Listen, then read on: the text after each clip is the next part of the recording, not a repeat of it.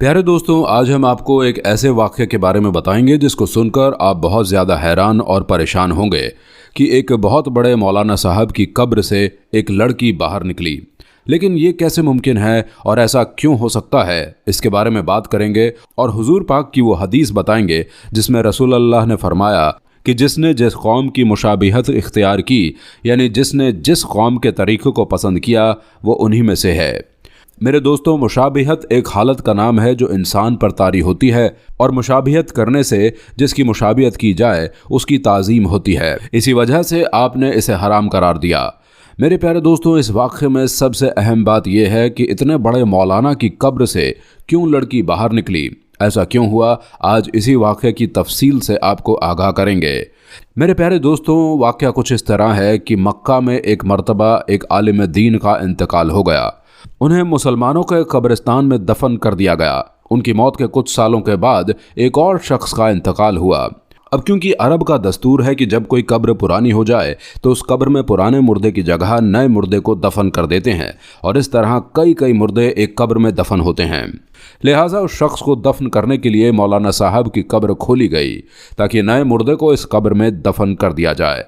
लेकिन कब्र खोलते ही एक अजीब व गरीब मंजर सामने था, क्योंकि कब्र में आलिम साहब की लाश के बजाय एक निहायत ही हसीन खूबसूरत लड़की की मैयत थी और वो लड़की किसी यूरोपियन मुल्क अमेरिका, फ्रांस वगैरह की मालूम होती थी। सब लोग बड़े हैरान हुए और कुछ ही देर में यह खबर पूरे इलाके में फैल गई कि एक फला आलिम की कब्र में उनकी मैयत की जगह एक लड़की की लाश है। लोग दूर दूर से मंजर देखने के लिए आए। दोस्तों, क्या वजह थी कि आलिम साहब की कब्र में उस लड़की की लाश निकली, आगे हम आपको बताएंगे। दोस्तों, जब यह खबर फैलने लगी कि आलिम साहब की कब्र से लड़की निकली है तो आसपास के लोग वहां जमा होने लगे। इत्तेफाक से वहां फ्रांस का एक मुसलमान भी आया हुआ था जो हज के इरादे से मक्का आया हुआ था। उसने जब उस लड़की की सूरत देखी तो कहा कि मैं इस लड़की को जानता हूँ, ये फ्रांस की रहने वाली है, इसका पूरा घर ईसाई है, लेकिन ये खुफिया तौर पर चुपके से मुसलमान हो गई थी और इसने मुझसे भी इस्लाम की कुछ किताबें पढ़ी थी।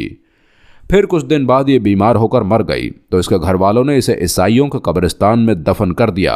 और अब अजीब बात यह है कि इसकी कब्र मक्का में पहुंच गई है। लोगों ने कहा कि इस लड़की की मैयत यहाँ होने की वजह यह हो सकती है कि यह नेक और मुसलमान थी। लेकिन फिर आलिम साहब की मैयत कहाँ गई, उनकी लाश कहाँ गई? किसी ने कहा कि हो सकता है कि उनकी लाश उस लड़की की कब्र में चली गई हो। तो वो जो फ्रांस का मुसलमान था उसने कहा कि मैं कुछ दिनों में हज से फारिग होकर अपने मुल्क जा रहा हूँ, मैं उस लड़की के घर वालों से मिलकर उसकी कब्र कुशाई करके देखूंगा कि आखिर क्या मामला है, यानी उस लड़की की कब्र खोल कर देखूंगा कि क्या माजरा है। लोगों ने कहा ठीक है, और उन लोगों ने एक आदमी को उसके साथ भेज दिया। उस आदमी ने अपने मुल्क जाकर लड़की के घर वालों से सारा वाक़या बयान किया तो लड़की के घर वाले बहुत हैरान हुए। चुनांचे उन्होंने लड़की की कब्र खोली तो लड़की के ताबूत में उन आलिम साहब की मैयत थी जो मक्का में दफन हुए थे। वो लोग बहुत हैरान परेशान हुए कि आखिर ये क्या माजरा है।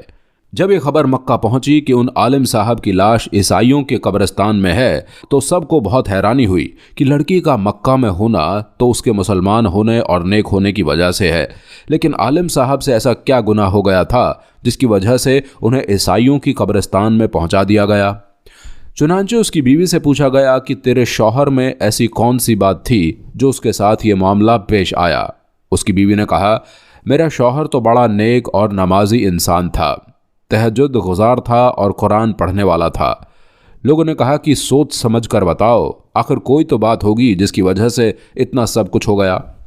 बीवी ने गौर करके कहा कि उसकी एक बात मुझे हमेशा खटकती थी कि जब भी उस पर गुस्ल जनाबत वाजिब होता था तो वो नहाने से पहले कहता था, ईसाइयों के मज़हब में ये बात बहुत अच्छी है कि उन पर गुस्ल वाजिब नहीं है और हमें तो सर्दी में भी नहाना पड़ता है। हो सकता है कि अल्लाह ने उसे उन्हीं के दरमियान पहुंचा दिया हो जिनके तरीक़े को वो पसंद करता था और इस्लामी तरीक़ा उसे ठीक नहीं लगता था।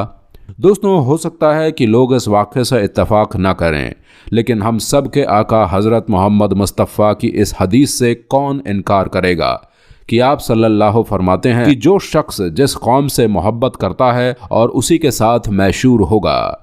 लिहाजा मेरे प्यारे दोस्तों, हमें चाहिए कि कुछ भी बोलते वक्त अपने अल्फाज पर मुकम्मल कंट्रोल करें।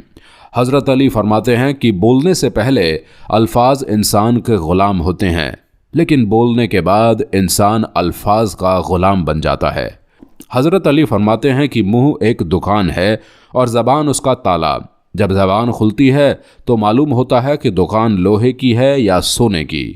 दोस्तों, हो सकता है कि हमारा गैर जिम्मेदाराना तरीके से बोला हुआ एक लफ्ज़ हमें कहाँ से कहाँ पहुँचा दे।